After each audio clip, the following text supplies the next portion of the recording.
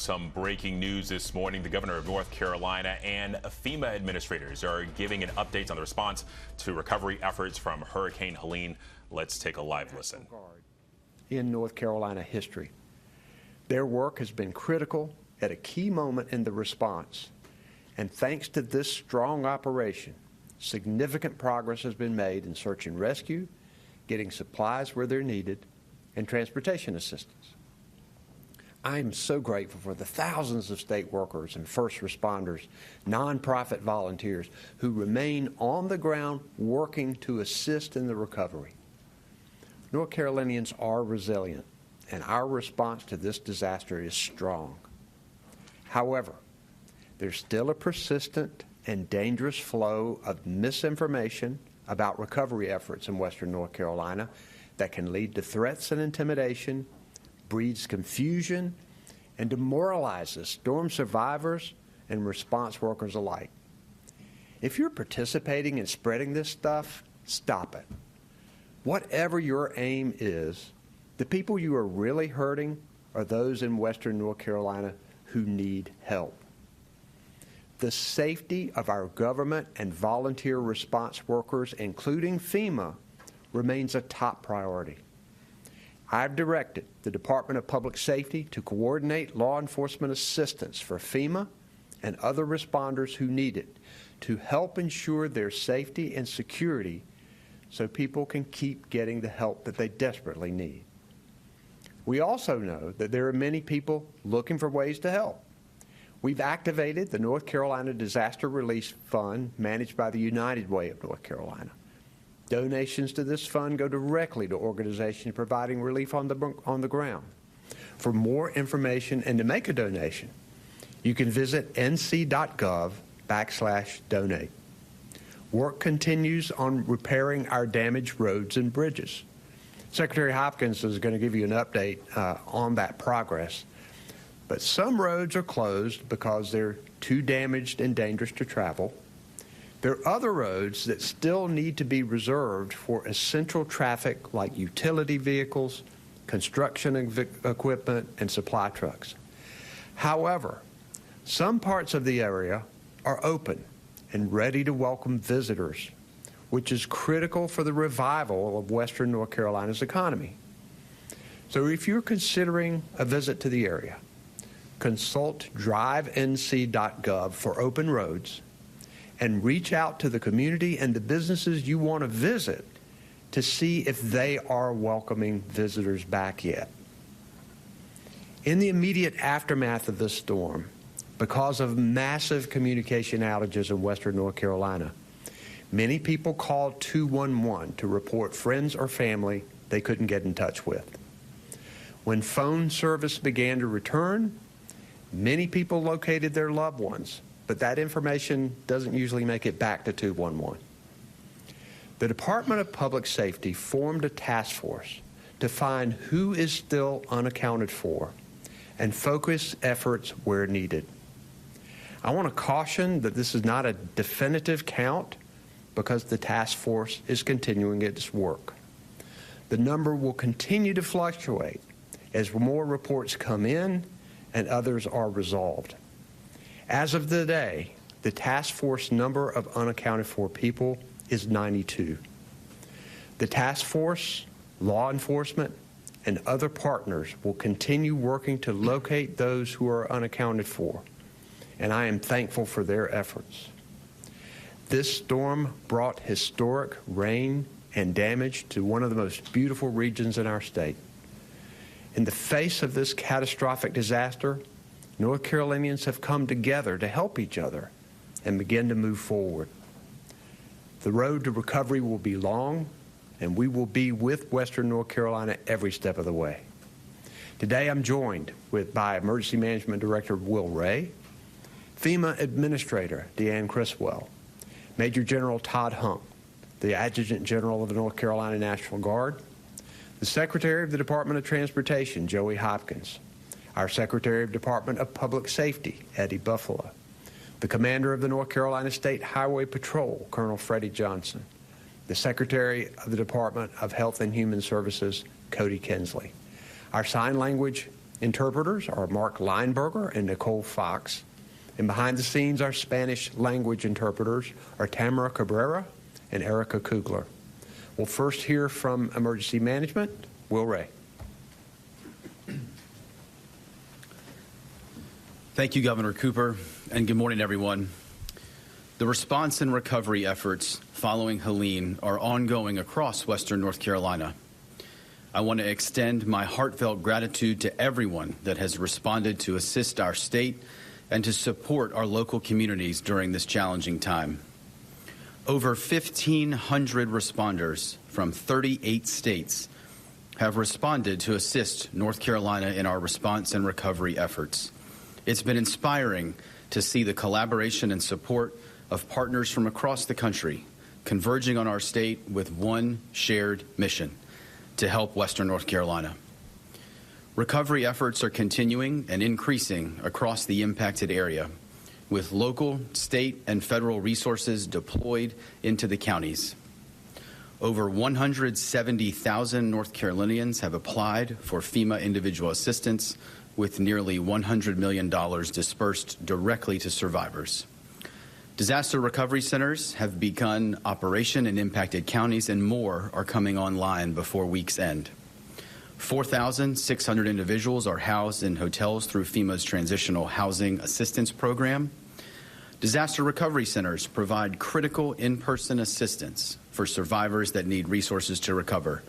Applicants can also check on their application status or seek answers to their questions at these locations. FEMA has over 1,200 personnel on the ground, with many distributing information in the impacted communities.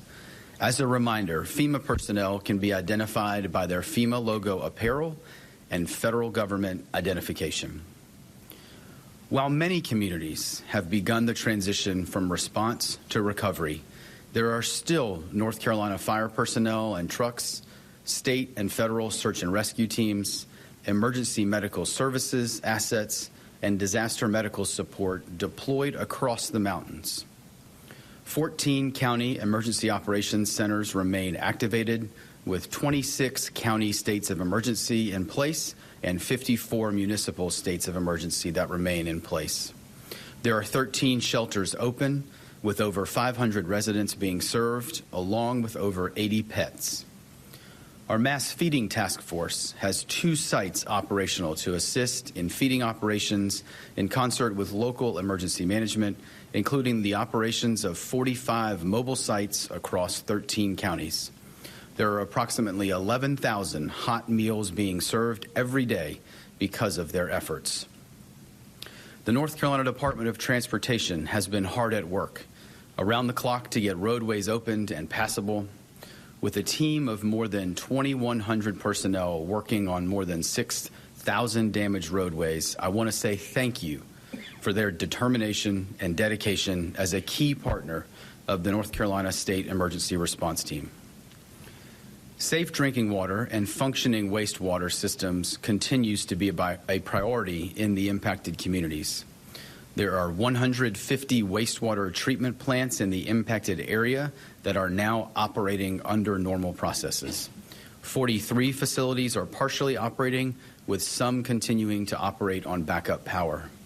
I extend again my sincere thank you to NC Waterworn, to the United States Army Corps of Engineers, and our local partners for their work to assist our local facility operators with addressing problems and for quickly finding solutions.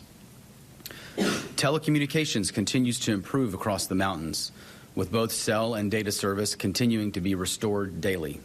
Our telecommunications partners report that 90% of coverage has been restored across the impacted area. Our law enforcement partners have played a critical role in the response and recovery efforts from Helene. Their dedication to maintaining safety and security in our communities cannot be emphasized enough. From aviation missions to swiftwater rescue teams, to providing security at distribution sites and shelters, to providing backup to local law enforcement, their response has been critical to the mission's success. The State Emergency Response Team has been in regular communication with our county and municipal leaders, and I want to thank all of our local leaders for their dedication and focus on the mission as we navigate our state's worst disaster. Finally, as we move forward, I want to again thank the thousands of people that have converged on Western North Carolina to assist in this massive effort in response and also as we look over the horizon at long-term recovery. I urge all North Carolinians to remain focused on the mission of supporting Western North Carolina and in a spirit of partnership and collaboration. Our shared goal is to help Western North Carolina communities rebuild stronger and more resilient. As we've said before, this is a whole-of-community effort that will take investment from all sectors to be successful, and together we will accomplish this mission. To those in Western North Carolina, we are here. We remain with you. Thank you, Governor. Thank you, Director Ray. And now I'd like to ask FEMA Administrator Deanne Criswell to share an update. Thank you, Governor Cooper. As you all know, Hurricane Helene charted an unprecedented path across 6 states, followed only 2 weeks later by Hurricane Milton. The destruction left by these storms has been catastrophic. FEMA and the entire federal family have been on the ground across the region since before the storm made impact. And I remain here in North Carolina, directing the response and the recovery efforts across all affected states, as well as our tribal nations. But I need everyone listening to hear this from me. The ongoing spread of misinformation about operations is not okay. It has got to stop. The federal family has been here, working side by side with the state since day one. These are people who put their lives on hold to help those who have lost everything.